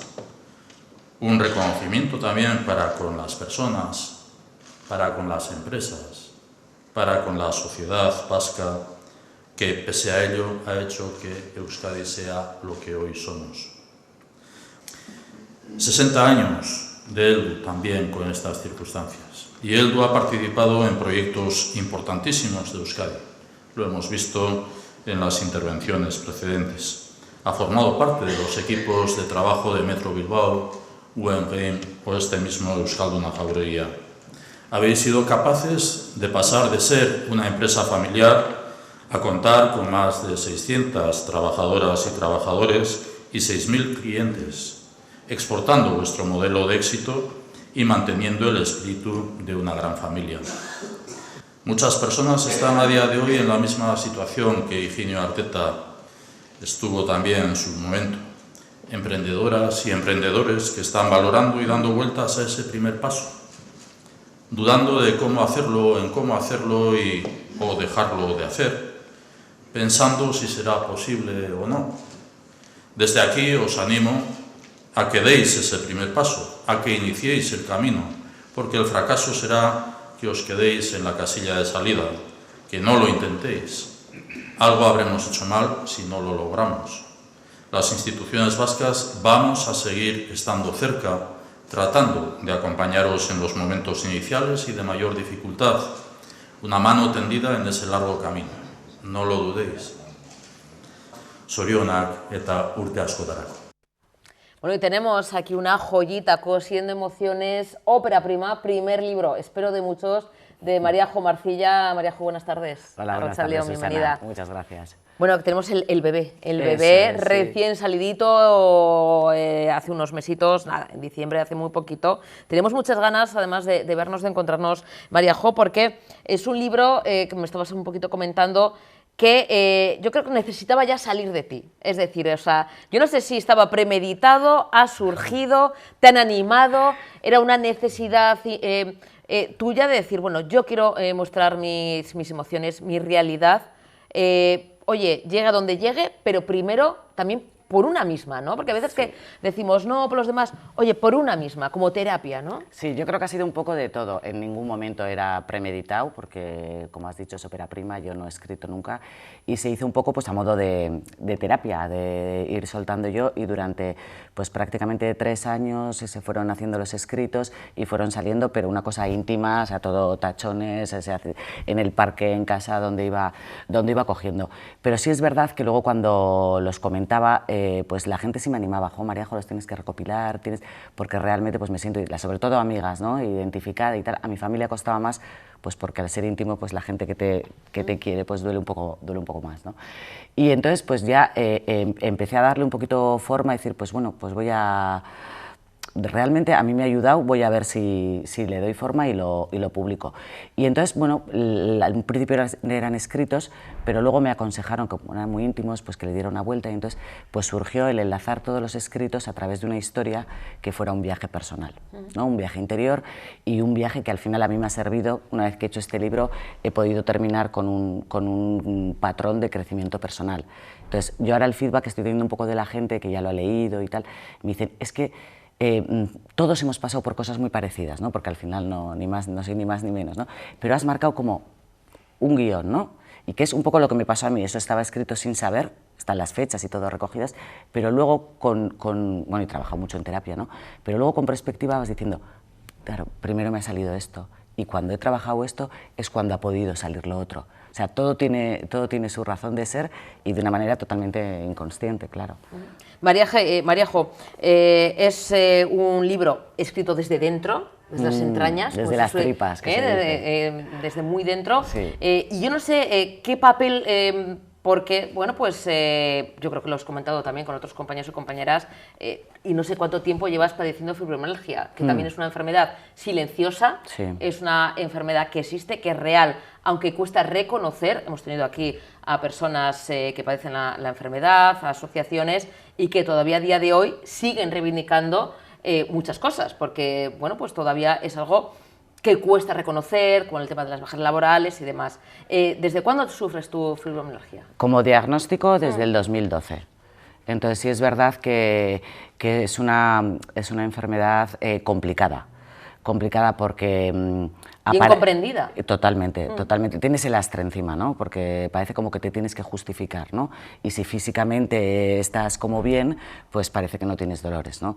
Entonces es el círculo vicioso, ¿no? O sea, el dolor te lleva al tema psicológico y ahí es un bucle, ¿no?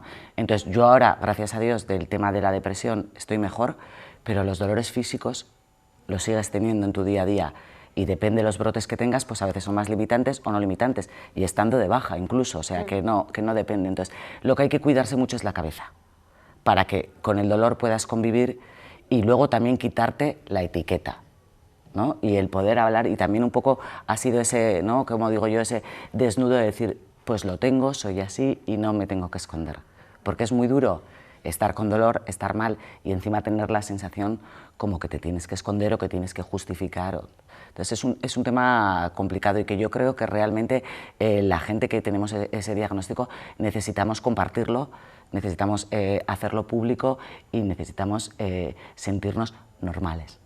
Sí, porque es ese doble, vamos a decir, sufrimiento, el dolor, el no poder hacer una vida muchas veces normal, ¿no? Del día a día, porque se tiene que estar en la cama, porque no te puedes levantar por esos dolores, y luego el dolor de ver cómo no te comprenden, ¿no? Como parece que no pasa nada, que es cansancio, ay, esto se te pasa, tómate esta pastilla. No, ese es el doble dolor, ¿no? Claro, el de la incomprensión y sobre todo el de, pues para todos los dolores que dices que tienes, se te ve muy bien. O sea, esa coletilla, ¿no? Que hay y que a veces pues juzgamos en exceso. Entonces, pues al final te aíslas mucho también, pues porque a nivel físico tu cuerpo, tu energía da para poquito, entonces pues te vas limitando a lo que necesitas, y luego es cierto, o por lo menos a mí me ha ayudado mucho no dejar el deporte. Yo ya no puedo jugar a pádel como jugaba antes federada, ni mucho menos, ni puedes hacer deportes, pues por ejemplo esquiar, pero sí es verdad que el deporte tienes que mantener. Un deporte, pues o bien pilates, o giroquinesis, o tus estiramientos diarios, o un poco de paseo, porque si no, por lo menos en mi caso, que luego cada caso será, la rigidez, pues al final te limita el movimiento. Entonces es pues eso, la pescadilla que se muerde la cola, ¿no? Maríajo, en ese feedback que comentabas, ¿no? que va llegando, ¿no? Desde que se publica Cosiendo Emociones, me imagino que también te habrán dicho, pues oye, he leído el libro, me he sentido identificado, me ha llegado, esto es una ayuda también. ¿Te están llegando esos mensajes también? La verdad es que todo el mundo que lo ha leído pues, se ha sentido identificada, pero precisamente porque son cosas, te quiero decir, que pasan, es la vida. La vida tiene parte buena y la vida tiene sus partes malas. Entonces, al final, este libro es un poco reconciliación, es autoconocimiento. Me quedo con lo positivo que tiene la vida, porque muchas veces es verdad que nos centramos en lo malo y de lo malo intento soltarlo, ¿no? Entonces, mucha gente ha tenido, decir, me ha ayudado, y mucha gente... pues he llorado y me ha venido, te viene bien porque al final, a mí me pasaba cuando leía determinados libros y decías, qué don, ¿no? La gente que tiene para expresar las cosas y sentimientos que tú los tienes pero que no sabes ponerle palabra, y entonces cuando los lees dices, esto es lo que me pasa a mí, ¿no? Y luego está hecho o ha salido así, porque no está con intención, de una manera que se tratan temas muy duros, pero como ha habido mucha reconciliación, mucho perdón y compasión hacia mí misma, pues entonces tiene esa dulzura que hace más llevadera la lectura de los temas fuertes. Bueno, tú ya estabas destinada a hacer algo grande, porque eres hija de también dos grandes, claro. Sí, ¿No, Mariajo? Sí, bueno, a ver, de la familia he sido la menos artística, he sido la racional, la abogada, yo cero, es más, las monjas me decían, pero ¿cómo puedes ser hija de tu madre y pintar tan mal? O sea, no he sido... Hija de Teresa Edo, sí, pintora internacional, ahí es nada. Sí, y mi hermana Teresa es poeta, mi hermana Beatriz también, pues tiene su arte también escribiendo y pintando. Yo he sido un poco la que está guay y que, bueno, pues no, para mí ha sido una sorpresa. Para mí ha sido una sorpresa y luego, al final también es un poco lo que se intenta transmitir en el libro, ¿no? Ten fe en ti misma y reinventarte, quítate esos roles, ¿no? de que te han puesto a veces de pequeña sin quererlo y al final podemos hacer cosas que ni nosotros mismos creíamos que podíamos hacer. Tenemos también, además de las letras, tenemos dibujos. Sí, sí. Porque Mariajo también están acompañadas por cada, ¿no? Vamos a decir, cada historia, cada emoción va acompañada también con dibujos, sí. ¿no? Esa ha sido una historia bonita y le dedico además al libro una especial mención a las ilustraciones. Pues porque, a ver, es un libro, como se tratan temas duros, había que dulcificarlo de alguna manera. Y a mí me encantan las ilustraciones. Y en un principio, bueno, pues los dibujos de Ama, pues esa pelea, ¿no? De madre e hija, de decir, igual me quita protagonismo, o igual me invade, o igual no me siento. Pero luego ha sido, para mí, un regalazo de la vida. Lo digo en las entrevistas que he tenido, se lo digo a ella y me lo digo todos los días. Ya no solo por los momentos que hemos compartido, por la artista que es ella, que es un lujazo tener sus gorditas y además que acompañan y gustan mucho, sino porque realmente son dibujos que no estaban dibujados para el libro, ni mucho menos. Tienen muchos años, algunos mi madre no sabe ni en qué fecha, y entonces se identifican perfectamente con cada escrito, parece que han estado pintados para ese momento, ¿no? Entonces hay una conexión brutal en ese sentido entre conmigo y mi madre, ¿no? Es decir, pues mi madre ha pasado por lo mismo. Mi madre ha pasado por lo mismo y muchas mujeres han pasado por lo mismo también, porque aunque no tiene que identificarse con lo femenino este libro, pero bueno, es verdad que a veces se habla de maternidad y se hablan, y al final soy mujer, sale como sale, ¿no? Pero ha habido una identificación brutal y los dibujos, mucha gente me ha dicho, ¡jo, qué gozada! Realmente, dice, no me puedo creer que esto no se haya hecho. No, pues no. Ahora, me tiré mi tiempo, ¿eh?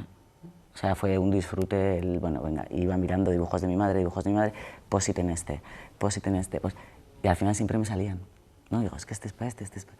Esa buena unión, fíjate, estaban ya predestinados estos dibujos para Cosiendo Emociones, Mariajo, y ¿qué temáticas o qué podemos encontrar? Porque, como comentamos, están escritos desde dentro, desde entrañas, muy de dentro, pero ¿qué podemos, aparte del tema de la maternidad, de la mujer, de la enfermedad, del resurgir, del afrontar, ¿qué más podemos encontrar? Porque claro, es la realidad pura y dura, es la vida, ¿no? Sí, se trata, bueno, pues el primero, por ejemplo, que es ropero, es el pararte a mirarte, el autoconocimiento, el intentar mirarte por dentro, conocerte sin miedo.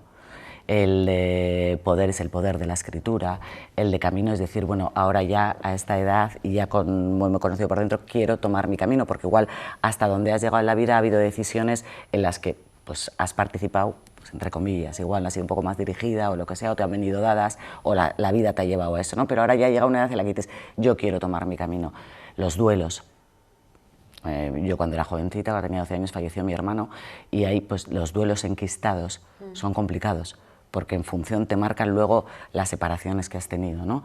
Pero te hablo ya no solo duelos de muertes posteriores, fallecimientos posteriores, sino incluso separaciones, ¿no? Ahí te quedas un poco, entonces se hablan también los duelos, se habla de que llega tu momento, ¿no? Es decir, es mi momento, o sea, momento de cuidarme, de encontrarme a Mariajo, ¿no? La separación de mi hijo porque se ha ido a Estados Unidos, que es una circunstancia que antes era excepcional y ahora pues se da más habitualmente, y ya no solo, el mío se fue con 15 años, pero bueno, pues de hijos que se te van a la universidad, de esa sensación de nido vacío, de tengo que aprender a querer desde la distancia, tengo que dejarles ir, esa separación de madre y de reencontrarte, ¿no? Se habla también del trabajo, se habla del estrés, se habla un poco de todo, de los diferentes amores, del amor de madre, del amor de hijo, del amor de hermano, del amor de amigas. Se da las gracias, se habla de la gratitud también. Entonces, luego 3, 4 de ellos tocaron en el confinamiento. Me tocó el confinamiento. Entonces se habla un poco, además hay uno que es muy bonito, ¿no? Que es amar y cuidar amando, ¿no? Entonces, cómo nos tocó esa dificultad de no tener lo físico, pero cómo puedes dar cuidado emocional, cómo nos teníamos que cuidar cada uno y ver si éramos maduros emocionalmente para poder soportar esa situación tan fuerte que ahora, bueno, pues no es que se nos haya olvidado, pero realmente teníamos ahí la muerte llamando, ¿no? Que es uno de los mayores miedos. Entonces, el de realidades también es muy bonito. Entonces, también el confinamiento, se habla también del amor de pareja, del quererse bien, de qué supone quererse bien, de cuántas veces a veces caemos en los reproches, ¿no? Y queriendo a una persona muchísimo, no nos hacemos bien.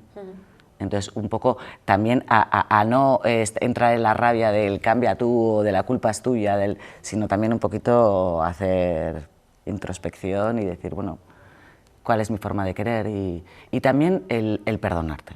El perdonarte y el reconciliar un poco tu pasado y a partir de esa reconciliación con tu pasado, enfrentarte a tu presente de otra manera.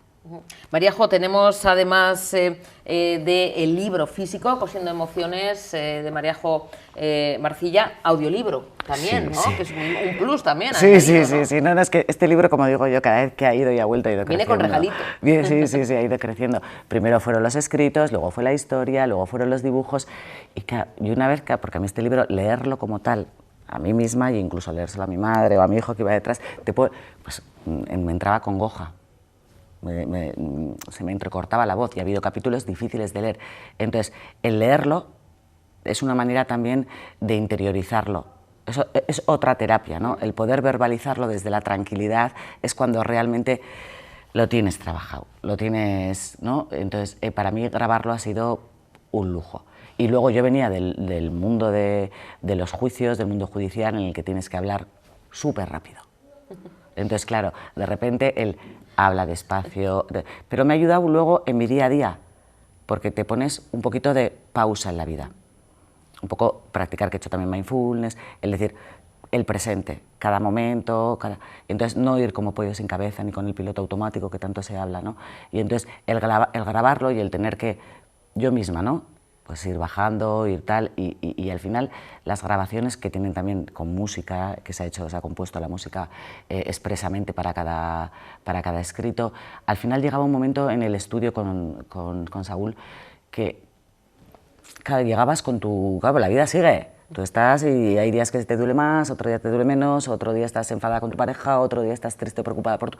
Entonces tenías que meterte ahí y al final tenías que retrotraerte al momento que lo habías escrito y había momentos en los que eran maravillosos, otros, pues evidentemente yo no soy profesional en esto, entonces se ve una evolución también en el audiolibro, pero se capta también esa, ¿no?, inocencia y cuando hablas de las emociones, ¿no? Había a veces que el inconsciente te hacía pasar más rápido, porque era un tema que te dolía y te decían, para ahí, ¿no? Pero había momentos en la grabación en los que realmente se acariciaba la emoción. Y yo misma, o sea, cuando tuve que ir a un médico a Oviedo y me lo puse y había momentos que decía, jo, qué bonito, ¿no? Qué bonito. Qué bonito. Qué bonito es coser emociones, qué bonito es unir sensaciones y tener este libro que ya está, Mariajo, en librerías, ya lo pueden encontrar, ya incluso, bueno, iremos informando, pero hay varias presentaciones a la vista, pero la más inmediata es el 12 de mayo en Elkar, en Donosti. Sí, ¿no? en Elkar, en Donosti. Y en librerías me he venido con los deberes, porque la última entrevista no sabía en qué librerías. Está en Campus, en Baracaldo y en Minerva. Y sí, tenemos en Elkar, luego tenemos otra pendiente que estamos ahí, bueno, pues negociándola en Guecho y en Santander, pero muy contenta porque las presentaciones al final es un tú a tú. La gente te ve, no tenemos un vídeo preparado, entonces llegas un poquito más, ¿no? Que en la librería, que al final, pues si no sabes muy bien, a veces hay libros maravillosos que se quedan ahí y pasan desapercibidos, ¿no? Y yo he sido mucho de libro de autoayuda, he sido de subrayar, de tal. Entonces, cuando me viene gente, a veces con mi libro, me lo abre y le veo que lo tienen subrayado, y me hace una emoción porque a mí realmente me han ayudado los libros. Luego he hecho mi terapia, evidentemente, ¿eh? O sea, no... Pero yo creo que hay determinados libros que en función del momento en el que estés tú, te pueden ayudar mucho. Que hay que usarlo, tocarlo, disfrutarlo, cosiendo emociones. María Jo, seguiremos hablando de esas presentaciones, a ver si dentro de poquito, ¿no? Tenemos también aquí alguna cerquita, como decimos, ya lo iremos contando. Sí, lo estoy pendiente, hay de una de Pilates con Nerea y lo tenemos ahí pendiente. Pues María Jo, pues cosiendo emociones, Sorionak. Muchísimas gracias. Gracias por hacer un huequito. Gracias a ti por invitarme. Sí, muchísimas gracias. Vamos a escuchar de nuevo al lehendakari, en este caso la entrega del premio Emakunde a Ongiz Elkartea por su labor de sensibilizar a hombres y empoderando a mujeres. Ha sido esta misma mañana y bueno, pues ha estado acompañado por la consejera de Igualdad, Justicia y Políticas Sociales del Gobierno vasco, Nerea Melgosa, y la directora de Emakunde, Miren Elgarresta. Se ha entregado, como decimos, el premio Emakunde a la igualdad a Ongiz Elkartea por esa labor con grupos de hombres y mujeres trabajando con los hombres, por ejemplo, la toma de conciencia de la dominación masculina, el sexismo y el patriarcado, y con las mujeres el empoderamiento y liderazgo personal y colectivo. Esther Molinero y Xavier Odriozola han sido las dos personas representantes de esta asociación encargadas de recoger este premio. La igualdad es un reto social y conjunto, también personal. Ongiz Ezberdin Elkartea nos recuerda que es un reto compartido, que nos interpela a todas y a todos. Hombres, mujeres, instituciones, asociaciones, empresas, familias, medios de comunicación, porque los problemas estructurales y globales solo se pueden solucionar de manera colectiva, trabajando de forma conjunta. Hoy agradecemos la labor ejemplar de Ongiz Ezberdin Elkartea. Representáis el espíritu del Pacto de País para la Igualdad y Vidas Libres de Violencia Machista, que está a punto de cumplir un año, como ha reconocido y ha recordado la Sailburu. Nos animáis a seguir trabajando para hacer realidad los objetivos de la Ley para la Igualdad. El jurado ha valorado de modo positivo la concordancia de esta candidatura con diferentes líneas de trabajo y campañas interinstitucionales que interpelan a los hombres, en referencia a la última campaña del 25 de noviembre, en la que nos dirigimos a ellos y a su responsabilidad en la prevención de la violencia contra las mujeres. Y considera que este grupo es especialmente importante teniendo en cuenta un contexto social de avances en el que cada vez es mayor la concienciación, la implicación y la participación de los hombres a favor de la igualdad. Ongiz trabaja en dos aspectos claves: sensibilización e implicación de los hombres y empoderamiento y liderazgo de las mujeres. Son, sin duda, dos ingredientes esenciales para poder avanzar en la igualdad. Continuamos en Informativos Tele7 y tenemos al otro lado a Miguel Ángel Serrano. Él es vicepresidente de Facua. Miguel Ángel, buenas tardes, bienvenido. Hola, buenas tardes, muchas gracias. Bueno, Miguel Ángel, desde Facua, sobre todo, bueno, Facua Euskadi, pero a nivel también estatal, denunciáis la privatización que están sufriendo diferentes torres de control, el control aéreo, que está, bueno, siendo privatizado, está siendo ya regulado en 12 torres, si no me equivoco, a nivel estatal por parte de empresas privadas, y eso es lo que puede ocurrir y es lo que denunciáis aquí en el aeropuerto de Bilbao-Loiu. Miguel Ángel, antes de nada vamos a empezar un poquito explicando qué supone esto de privatizar el control aéreo y por qué lo denunciáis al gobierno estatal. Bueno, básicamente el control aéreo, para la gente que nos está viendo, pues como su nombre indica, consiste en controlar el espacio aéreo, controlar el tránsito de aviones, para que todos lo entendamos, que pasan por nuestros cielos, ¿no? Y concretamente, pues cada aeropuerto, como es lógico, tiene su control aéreo, pues que va controlando, nunca mejor dicho, pues cuando despegan, cuando aterrizan los distintos aviones y qué aviones pasan pues, por ese espacio aéreo. Hasta hace poco, todo el control aéreo, o la gran mayoría, la inmensa mayoría del control aéreo de los distintos aeropuertos que repartidos por España, pues dependía de la administración pública y concretamente de AENA. Y ahora, como bien indicabas, pues se está tomando la tendencia de ir privatizando este servicio. Claro, ¿qué es lo que decimos desde FACU y concretamente de FACU Euskadi? Decimos que es un servicio del todo esencial para la ciudadanía, no deja de ser el control de las fronteras que tenemos en el país, los distintos territorios del país, en este caso en Euskadi, concretamente en Bilbao, y ese control de las fronteras tiene que pasar por la administración pública. Nosotros entendemos como asociación de consumidores que no es de recibo que un servicio tan esencial, que algo tan básico como es el control, insisto, de las fronteras, dependa de una empresa privada que se gestiona, pues, como toda empresa privada y con una serie de ánimos y de propósitos que son propios del sector empresarial y que además es lógico que sean propios del sector empresarial, pero que no se limitan simplemente al control estricto de estas cuestiones, como sí debe hacer un ente público, una administración pública, ¿no? Y es por ello la petición que hemos formulado desde FACU Euskadi a las autoridades competentes de que, por favor, de que reconsideren esta privatización y que determinados servicios, como es el tema en este caso del control de la frontera del espacio aéreo, que no deben estar en ningún caso en manos privadas, sino que siempre deben ser gestionados por parte de la administración pública, por parte de las diferentes administraciones, agencias, empresas públicas que tengan competencia para controlar esta clase de cuestiones.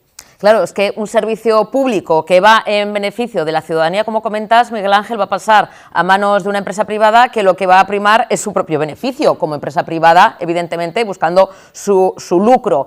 Y es aquí donde está el problema, como comentas, y ya ha pasado en otros aeropuertos, ¿no? Alguno, por ejemplo, ahora mismo, Miguel Ángel, los más recientes, ¿cuáles son los que han sido privatizados, el control aéreo, sus torres de control? Bueno, ahora mismo no tengo el dato de cuáles son los más recientes, no te lo quiero decir concretamente porque a lo mejor me equivoco, pero lo que sí tenemos claro es que está siendo una tendencia cada vez más generalizada. Y no solamente la privatización en el caso del control del tráfico aéreo, sino que hay otros servicios en los aeropuertos pues, que también están siendo privatizados, como por ejemplo el control de acceso, muchas veces pues, de estos controles de seguridad que nos hacen, de ver qué tenemos en la maleta de mano, de ver si llevamos algún tipo de metal en lo alto, de elemento no permitido y demás, ¿no? Esos servicios se pueden dar con personal público o se puede dar también con la concesión a determinadas empresas privadas que en algunos casos además pues han traído problemas, como en el aeropuerto de Barcelona, si no recuerdo mal, hace una serie de años, donde precisamente por las condiciones que estaban esos trabajadores, pues al final se terminaban sufriendo toda una serie de huelgas y demás, ¿no?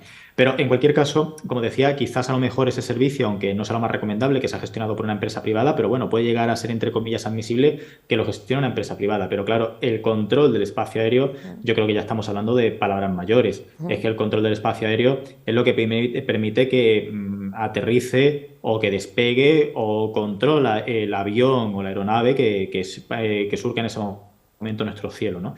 Y vuelvo a insistir que en este sentido de FACU consideramos que es algo esencial. De hecho, la norma en principio, la normativa vigente, lo que contempla es que tiene que ser AENA el operador público que gestiona estas cuestiones y en cambio, pues bueno, pues está optando por esta concesión privada. Entendemos que para una reducción de costes por parte de la administración pública, pero una reducción de costes que al final va en detrimento de otras cuestiones principales, otras cuestiones que nosotros consideramos básicas, que es lo que señalábamos antes, ¿no? El hecho de que cuando una administración pues controla algo, lo hace o debería hacerlo supuestamente en interés del ciudadano, y en cambio cuando hay una empresa privada de por medio, como empresa privada, pues tiene otra clase de fines y de intereses que no tienen por qué coincidir muchas veces con ese interés público. Miguel Ángel, habéis remitido, me imagino, algún escrito, ¿no?, al Ministerio, en este caso el Ministerio competente, que es el de Transportes, Movilidad y Agenda Urbana. ¿Cómo ha sido esa comunicación? ¿Le habéis hecho llegar algún escrito? ¿Cómo está siendo un poquito, o si hay esa comunicación? ¿Cómo son esos pasos a seguir desde Facua, Miguel Ángel?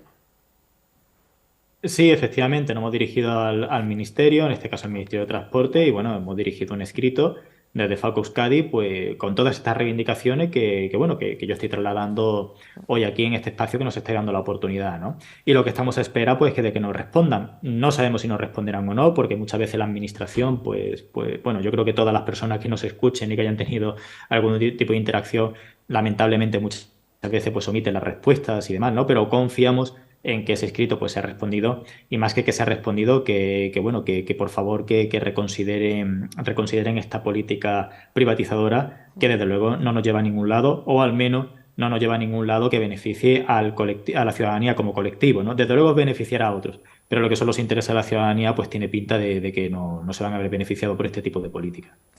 Puede ser, pregunto, Miguel Ángel, que me imagino que igual tampoco vosotros desde FACO sabéis, pero claro, aquí cerquita, el aeropuerto de Bilbao-Loius, si se llega a privatizar esa torre de control, ese control aéreo, puede ser que las personas que estén trabajando ahora acaben en la calle, ¿no? Porque entre una empresa privada que tenga sus propios trabajadores y trabajadoras.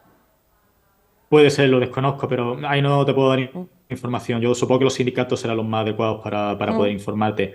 Desconozco si la concesión privada conlleva la asunción de ese personal que es personal público que ya está en el aeropuerto, si por contra ese personal público destinado, o sea, redirigido a otros destinos y la empresa contaría con personal privado, ¿no? Lo desconozco. Nosotros ahí desde Facua no es nuestra competencia y no tenemos datos al respecto. Miguel Ángel, para la gente, porque claro, hemos por supuesto, y yo creo que sí, que la gente conoce la labor de Facua, que lleváis un montón de tiempo trabajando para el beneficio de nosotros, los consumidores y consumidoras. Tenéis varios frentes, me imagino, abiertos, ¿no, Miguel Ángel, además del tema del control aéreo? Pues sí, lamentablemente sí. Desde Facua llevamos 40 años ya de vida y 40 años de lucha. Y como decía, lamentablemente, pues la lucha no para, ¿no? Y digo lamentablemente porque si nosotros combatimos quiere decir que siga habiendo políticas que atentan contra los intereses de los consumidores y contra los intereses de la ciudadanía. Tenemos muchos frentes abiertos. Uno, por ejemplo, que tenemos reciente, de hecho lo comentaba ahora hace poco con un compañero, es el análisis de los precios de productos que consideramos básicos de la alimentación, pues para comprobar si realmente esas medidas que ha establecido el gobierno, que se han limitado de momento, es simplemente reducción de la fiscalidad, reducción del IVA, pues están teniendo un resultado para el consumidor final, que es al final el principal perjudicado por los precios. Y estamos viendo desde Facua que no, que pese a que se baja el IVA, casualmente, curiosamente, ese producto final no llega rebajado al consumidor y seguimos padeciendo esa inflación, ¿no? Nuestro caballo de batalla pues siempre principalmente son con las grandes empresas. El sector bancario lamentablemente sigue siendo uno de los más fuertes, el sector de la aseguradora es un sector muy agresivo y bueno, ahora pues también en las épocas en las que estamos, que dejamos esa Semana Santa atrás. Dentro de poco empezaremos el periodo vacacional de los meses de verano, pues seguramente también las aerolíneas supongan un quebradero de cabeza importante para todos los miembros de la organización de cara a defender los intereses de todos los consumidores que esperemos que no, pero que previsiblemente pues se verán afectadas por alguna clase de política empresarial que perjudique sus derechos, ¿no? El tema, por ejemplo, que nos preocupa mucho, y es más, hoy mismo hay esa subida de las hipotecas, ahí también, estamos jugando en terreno además pantanoso, porque, claro, se nos va la mayor parte del sueldo en el tema de las hipotecas, y con estas subidas, imagino, Miguel Ángel, que también tenéis, o estamos preocupados los consumidores, ¿no? Sí, evidentemente. Nos encontramos, hay dos grandes tipos de hipotecas, para quien no lo conozca, las de tipo fijo y las de tipo variable. Las hipotecas de tipo fijo, el consumidor firma un tipo de interés que no tiene por qué variar, se mantiene durante toda la vigencia del préstamo. Es cierto que después a lo mejor hay variantes de esas hipotecas de tipo fijo, donde sí tenemos como bonificaciones en ocasiones, ¿no? Depende de lo que se contrate, pero hay posibles bonificaciones si uno contrata más o menos producto con el banco, pero el tipo de interés máximo, vamos a decirlo así, no varía, ¿no? Es un tipo fijo. Y después tenemos la de tipo variable, que se coge un índice de referencia, que generalmente suele ser el Euribor, y en función de lo que baje o suba este Euribor, pues nos va a bajar o subir esa hipoteca. Lo que nos encontramos ahora es que estamos en plena subida de intereses, ese Euribor está subiendo, y claro, esto supone pues un incremento muy importante en el consumidor que tenga una hipoteca pues de tipo variable que esté sujeta a este Euribor, que son la inmensa mayoría de las hipotecas variables que hay contratadas en España. Y al final el gran problema es que este tipo de contratos inciden sobre un bien esencial que es la vivienda. No estamos hablando de artículos de lujo, estamos hablando de que todos necesitamos un techo para vivir, ¿no?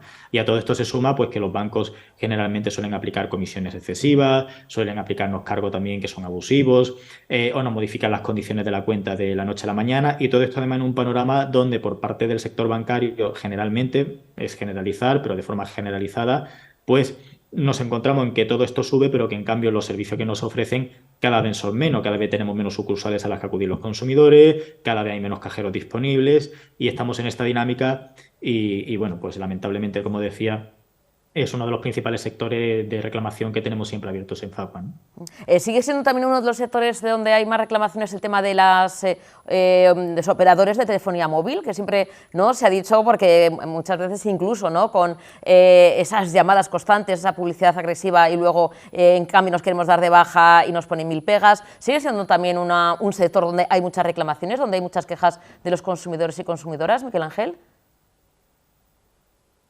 Sí, sigue siendo uno de los sectores más reclamados, principalmente por dos motivos. Primero, porque casi todos los españoles tenemos un teléfono móvil o una conexión a Internet, por lo cual el número de consumidores que tiene este tipo de servicios, de productos contratados, pues es muy elevado.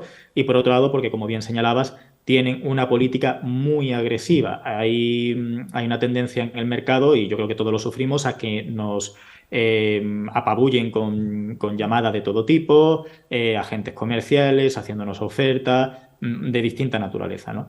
Y en muchas ocasiones esas ofertas pues son engañosas o nos dicen medias verdades, y después como consumidores pues nos encontramos que cuando creíamos que íbamos a contratar tales características del servicio, pues que son otras, ¿no?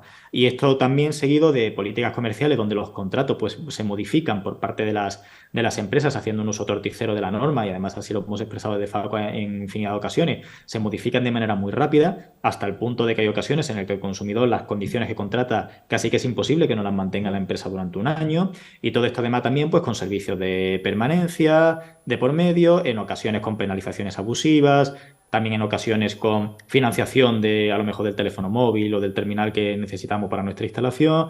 Y claro, todo esto conlleva pues que el consumidor lamentablemente en muchas ocasiones tenga un fuerte dolor de cabeza por culpa de estas teleoperadoras. Pero bueno, todos los consumidores que lo padezcan, la recomendación que le puedo realizar es que si tienen un problema que lo reclamen, y que si tienen algún tipo de duda o no saben cómo hacerlo, bueno, pues para eso existimos las asociaciones de consumidor y usuario como Facua, para que acudan a nosotros y podamos asesorarle y ayudarle en todo lo que sea posible.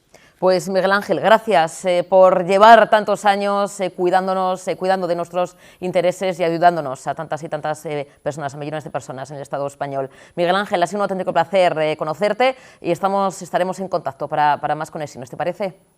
Muchas gracias, igualmente. Un besito, un abrazo. Gracias, Miguel Ángel, de verdad. Hasta luego, gracias. Chao, gracias. Pues ya lo ven, menos mal que tenemos asociaciones como Facua, que lleva, como han escuchado, la friolera de 40 años, ni más ni menos, que bueno, pues defendiendo esos intereses de todo tipo, porque la verdad es que cada vez más hay y tenemos esos frentes abiertos. No tenemos tiempo para más, ha sido un programa completito, espero que lo hayan disfrutado, y mañana volveremos a estar con todos ustedes, como siempre, aquí en Informativos Tele7. Gracias por estar ahí, cuídense y disfruten de lo que queda de jornada de miércoles. Un besito, mirarte, agur.